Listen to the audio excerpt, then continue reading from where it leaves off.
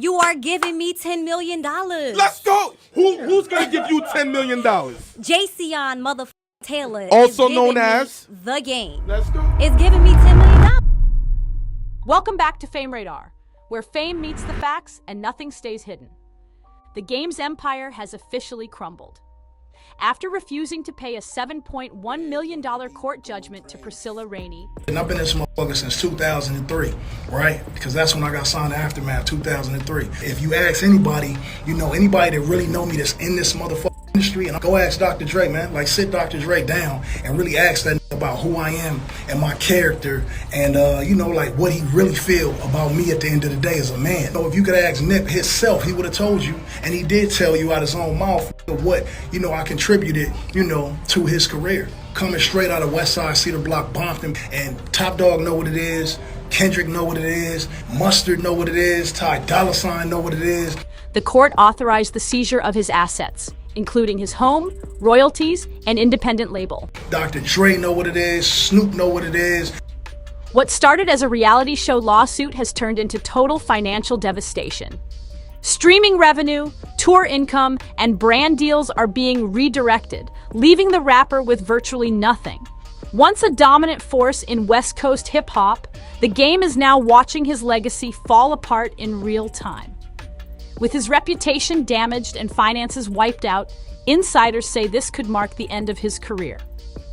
The biggest West Coast hip-hop event in years excluded one of its own, The Game. His absence spoke volumes about the growing divide between him and LA's legendary figures. Over the past few years, his public actions and statements have distanced him from the core of West Coast hip-hop. Years earlier, he dissed icons like Eminem and Dr. Dre, releasing lengthy tracks that blurred the line between tribute and takedown. He later claimed in interviews that Kanye West had done more for his career in weeks than Dr. Dre did in years, despite Dre being the one who signed him. Recently, The Game has been associated more with controversy. I lost the best thing that ever happened to me, but now I think I'm ready to find that special someone. And I'm gonna give her 100% of everything that I got. Game is looking for love. You're gonna step into my life and take this journey. And he's bringing 10 lucky ladies along for the ride. She's Got Game. New series premieres Monday, August 10th at 9. Then with music. Kanye West has been seen gifting him expensive items, from designer cars to luxury apparel. This has led many to wonder, where is the music? If he's maintaining media visibility, what's the actual product being promoted? There could be a deeper reason for the silence. I want to be with my girl all day, every day. I can't be with him 24/7. I'm sorry. Sadida couldn't keep a promise if her life depended on it. So what? I can't get no loving in public. No affection. No holding Because it hands, seems no like you kiss, always no... gotta. Rumors suggest financial instability. While it may be exaggerated to say he's homeless, reports confirm that he lost his Calabasas home, valued at over $4 million, not through sale, but through legal forfeiture, after failing to appear in court. As expected from any reality TV format, the show was packed with tension and dramatized conflict.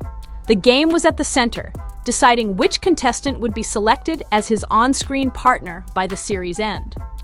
Although he didn't ultimately choose Priscilla, she was clearly one of the most confrontational participants throughout the show. A particular quote from her time on the program seemed to foreshadow future complications. It seems like the whole mess, the fight, is Priscilla's fault. And that ain't really sitting well with me. You got some girls who Want me to go home, of course. want you to go home. I can't believe everyone's making such a big deal about me cussing out Sierra. She deserved it. And this quote alone kind of foreshadows everything that The Game would go through for the next 10 years. I really like Priscilla, but some just don't feel right. While the arguments and tension may have been manufactured for entertainment, what followed after filming was not scripted. Following the conclusion of the show, Priscilla Rainey, one of the former contestants, filed a lawsuit against Jayceon Taylor, also known as The Game. Though she did not win the televised competition, she later brought the matter to court with serious allegations. According to the legal filing, the incident took place during an off-camera outing in Chicago in 2015. The document states that The Game allegedly assaulted Rainey at a sports bar by lifting her skirt, groping her, and exposing her in front of a crowd.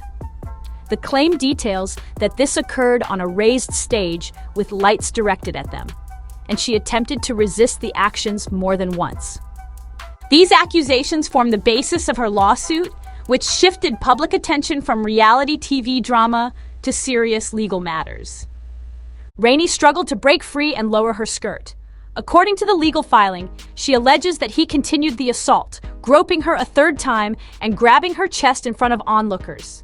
Days later, she confronted him on the tour bus, accompanied by cast members and a camera crew. The entire confrontation was recorded.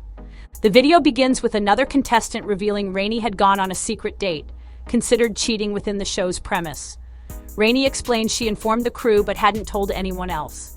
The game allegedly reminded her he had instructed her not to speak about the incident, stating, "Don't mention it means don't mention it." A tense argument followed. Rainey tried to explain how disturbed she felt by the encounter, but was reportedly told to shut up and be a woman. She then described the incident in explicit detail. The exchange escalated, and the game allegedly ordered her off the bus, warning her, "Before you get your butt strangled." In August 2015, just before the show aired, Rainey filed a lawsuit in federal court in Chicago, accusing him of sexual battery. Attempts to serve him with legal documents were repeatedly delayed. 5 separate process servers across 3 states tried and failed. One made 41 attempts at his California residence. Eventually, a judge authorized alternative service. As the lawsuit moved forward, media coverage intensified and public discussion grew across social platforms. A magistrate judge scheduled a settlement conference for Juneteenth 2016 and ordered both parties to attend in person. On June 2nd, the defendant filed a motion to postpone, citing safety concerns due to Chicago's ongoing gun violence. He noted that during Memorial Day weekend, nearly 70 people were reportedly shot in the city, and he feared potential reprisals due to his public profile. At the same time, the defendant had engaged in a public dispute with a Chicago rapper, which may have added to his safety concerns. Despite these claims, the court pressed forward. The defendant failed to formally respond to the lawsuit and avoided court appearances. As a result, the judge entered a default judgment in favor of the plaintiff, who had originally sought $10 million in damages. While the full amount wasn't granted, the ruling stood due to the defendant's noncompliance. In response, the defendant turned to social media, releasing a lengthy and inflammatory post targeting the plaintiff. The post was aggressive, derogatory, and aimed at discrediting the accuser rather than addressing the court's findings. Legal experts later criticized this move, noting that time spent crafting social media posts might have been better used preparing a proper legal defense. This post, made by the defendant in 2016, came after the court initially ruled against him by default. He claimed that the judgment was misunderstood by the public, suggesting it was not final and could still be contested. The defendant stated that his legal team would respond by the court's deadline, insisting the case would be dismissed swiftly once addressed. He then turned his attention to the plaintiff, launching a series of derogatory remarks, questioning her credibility, referencing past legal issues, and dismissing the claims as false and opportunistic. The post was filled with inflammatory language aimed at undermining the plaintiff's reputation and framing the lawsuit as part of a broader agenda to gain attention and money. The defendant alleged the lawsuit was planned before the show ever aired and portrayed the accuser as someone looking to exploit the legal system after being removed from the show. He concluded by threatening legal retaliation and reaffirming his intent to fight the case in court, though legal experts noted that his decision to delay participation had already led to a costly default judgment. It's notable that the defendant publicly mocked the plaintiff's appearance, despite the fact that she advanced through multiple rounds on his own dating show. While he continued to deny the allegations, the plaintiff was simultaneously speaking out in interviews, claiming the entire reality show was staged. She alleged the production was a scripted attempt to recreate The Bachelor format and revealed she had been engaged during filming. describing the show as entirely fabricated. During her interview with This Is 50, she shared further details about what she claimed happened behind the scenes. These serious allegations were initially dismissed by the defendant, who treated the case casually, failing to respond in court and assuming it wouldn't proceed. However, by November 14th, the lawsuit advanced to trial. A jury reviewed testimony from both sides and ultimately ruled in the plaintiff's favor. In response, the defendant filed a lawsuit against Viacom, the network that aired the show. He alleged that the producers ignored a medical recommendation advising against the plaintiff's participation due to past legal and behavioral concerns. Based on this, he sought $20 million in damages, including the sum awarded to the plaintiff and additional claims for reputational and financial harm. In the final ruling, the judge ordered the defendant to pay Rainey $7.1 million, an outcome largely shaped by his repeated failure to appear in court. Even for a high-earning artist, paying that amount outright is significant. Considering California's high-income tax rates, he would likely need to earn close to $14 million just to cover the judgment after taxes.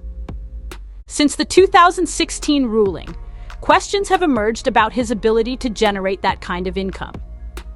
Commercially, his last widely recognized project was The Documentary 2 in 2015. Following that, his career output slowed noticeably. There have been few high-profile releases, business ventures, or major tours to indicate any significant income generation. Without consistent revenue or known large-scale investments, it's unclear how the defendant could meet the financial demands of the judgment. In 2018, he requested a new trial, which was denied. The court criticized his failure to participate and labeled his conduct toward Rainey as deeply reprehensible. Following that decision, the judge compelled him to submit financial records to explain his inability to satisfy the multi-million-dollar judgment. Priscilla Rainey filed court documents demanding the defendant disclose his assets and be held in civil contempt for failing to pay the $7.13 million judgment. She claimed to have evidence from third-party investigators showing he was concealing income through multiple controlled entities. As a result, she pushed for him to testify under oath regarding his finances. Despite his denial of the claims, Rainey repeatedly submitted requests to audit his financial records. Meanwhile, the defendant lost a $20 million lawsuit against Viacom, who then demanded he cover their legal fees. Rainey also asked the judge to penalize him for ignoring a subpoena tied to her attempts to trace his assets. She alleged his cannabis company, Trees by Game LLC, failed to cooperate and withheld crucial financial documents. With mounting pressure, his company was forced to redirect profits to address the $7 million debt. The situation escalated to the point where he faced potential arrest for not disclosing how he planned to pay the settlement. A warrant was briefly issued, but withdrawn once his legal team submitted the requested documents. Shortly after, in a major financial development, the judge seized control of his record label and royalties from the upcoming Born to Rap album. Rainey was awarded all rights, titles, and interest in the label, LA Prolific, including any profits and future earnings tied to the project. Marketed as his magnum opus and final album, Born to Rap was heavily promoted. But behind the scenes, legal control of the album had shifted entirely. Priscilla Rainey was granted ownership of the album, all royalties, and any salary the defendant might have paid himself through his label, LA Prolific. A court order instructed all parties to direct any payments or earnings from the project directly to Rainey or her legal representation until the $7.13 million judgment was satisfied in full. To simplify, every check from album sales, label profits, or personal payouts was ordered to go directly to Rainey. Now consider this sequence of events. A dating show leads to a lawsuit. The defendant fails to appear in court. A $7 million judgment is issued. The plaintiff then gains legal control of his label, album masters, and future earnings. The album doesn't generate enough to repay the debt, And now, even his home is up for forced sale to settle the remaining balance. This situation escalated due to missed court appearances and underestimating the legal consequences. Adding to the discussion, Whack 100, his manager and a frequent presence on major live streams with figures like Adam22 and DJ Academics, has often weighed in, but the core issue remains, a judgment that continues to haunt his financial life. It was rumored that Priscilla Rainey would collect all profits from the artist's high-profile 2022 collaboration, since she legally owns the record label and all its earnings until the full $7 million judgment is repaid. By 2024, Rainey allegedly took further legal steps by subpoenaing the school of the artist's child, reportedly to verify residence and enforce the asset collection process. She had already seized publishing rights and the label. By August 2024, a private investigator reportedly served the artist with court papers, forcing him to appear under subpoena. This action was likely intended to confirm his legal awareness of the ongoing proceedings. Rainey's legal team aimed to validate his residency to establish jurisdiction and prevent him from continuing to avoid court obligations. Shortly afterward, reports surfaced that she had obtained court approval to seize the artist's Calabasas property as part of the judgment enforcement. This marked a major escalation in her efforts to collect the debt. By early October, a court date was set, October 7, 2024, where the artist would need to defend against the potential seizure of his property. After years of resistance, legal authorities were now closing in on high-value assets. Asserting continuous residency, the artist's legal team argued that the property should be protected under California homestead laws.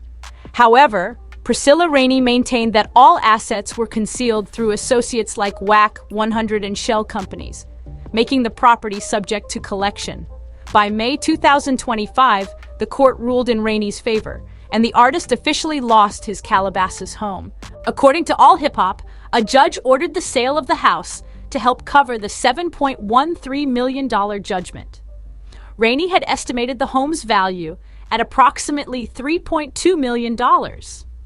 Her attorney noted that there were no applicable exemptions, such as homeowner or disabled veteran protections, in effect. Despite the home being under another name, its use as a personal residence and its connection to financial evasion allowed the court to proceed with the sale. Whack 100 appeared on a podcast with DJ Academics to explain the situation, but failed to clarify whether the property transfer would protect the artist from further loss. Even with the home sold, around $3 million would still be owed. With Rainey now entitled to all music-related revenue until the debt is cleared, the artist's financial future remains restricted. The ability to grow a business, own property, or invest is effectively stalled. This judgment, born from a case the artist chose to ignore in court, has left a lasting impact on both career and personal life. The consequences highlight how inaction can result in long-term damage that outpaces any initial lawsuit. Thanks for tuning in. For more deep dive breakdowns like this, make sure to like, comment, and subscribe. See you in the next one.